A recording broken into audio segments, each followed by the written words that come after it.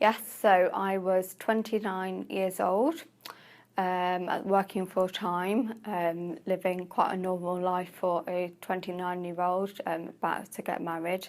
And out of the blue, I had a hemorrhagic stroke, so a bleed on the brain that was caused by a thing called an arterial venous malformation.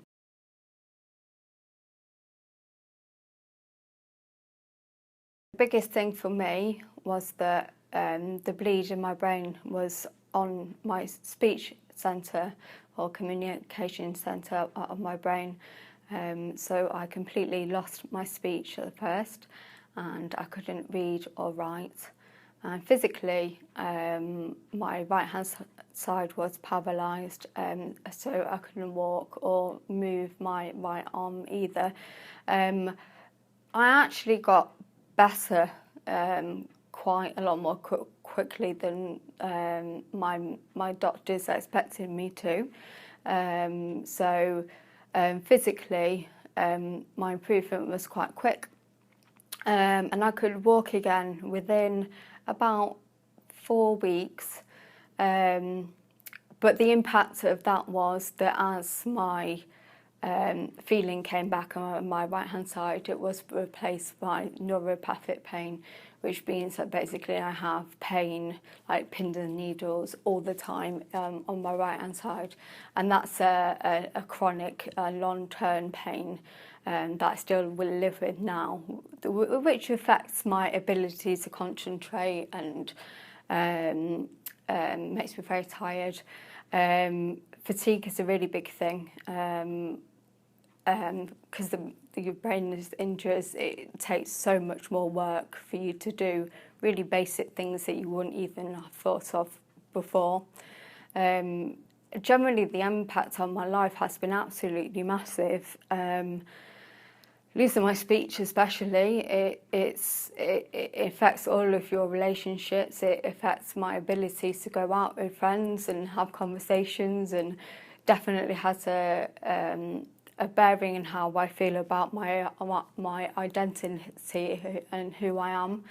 And just little things like not being able to feel things is a bit of a problem, because I drop things all the time, or I walk into things, and yeah, so there's lots of little things that I have to deal with now that I wouldn't have even thought about before.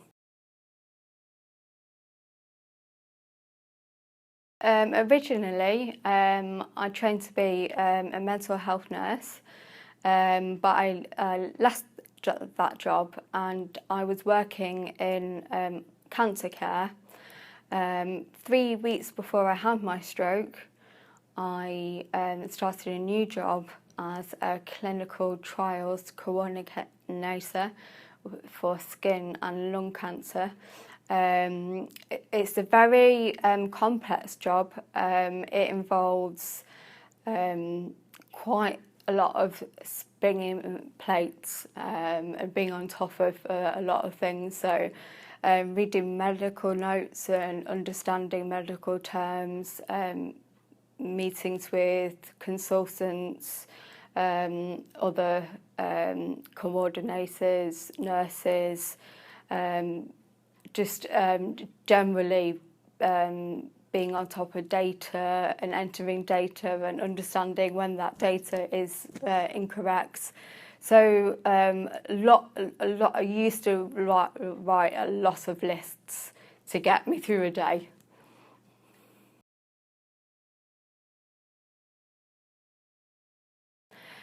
My manager was really supportive when I had my stroke. I think they were quite shocked because of my age, and they really wanted me to be able to go back to work. I think, unfortunately, there was a lack of understanding about what that would actually mean for me in reality. So they were in touch with me a lot when I was in hospital. I was off work for 6 months because that was the length of time that my original sick note was for, and I just assumed that I would go back to work after 6 months. We had various meetings with HR and my manager about having a phased return to work. So at first I was just going to work 2 or 3 hours, 3 days a week, and I had understood that I would be doing very basic admin duties like photocopying, filing, things that needed doing around the office.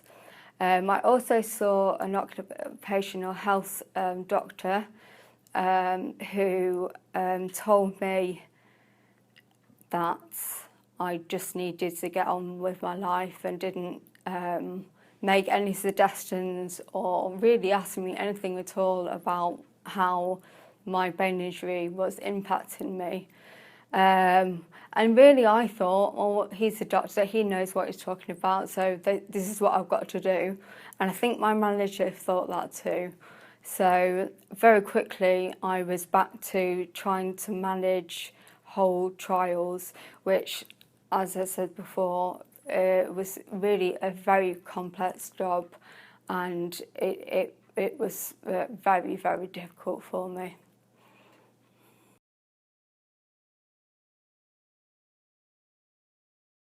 I really tried for, I think, about 8 months. And I think that my manager was really supportive and wanted me to remain there, but I just think there was a communication breakdown really, and a lack of understanding, and I felt like that. I felt like I wasn't doing the job. I was really struggling to concentrate in a noisy office. My fatigue was really a big problem. Obviously, having speech problems, I still find it very difficult to talk on the phone. So I couldn't communicate with people on the phone. Even email was very difficult. I didn't feel confident in meetings. I didn't want to speak in meetings. So it was just too much for me, and I decided to leave in the end. And I got a new job because I thought that it was something that I could do.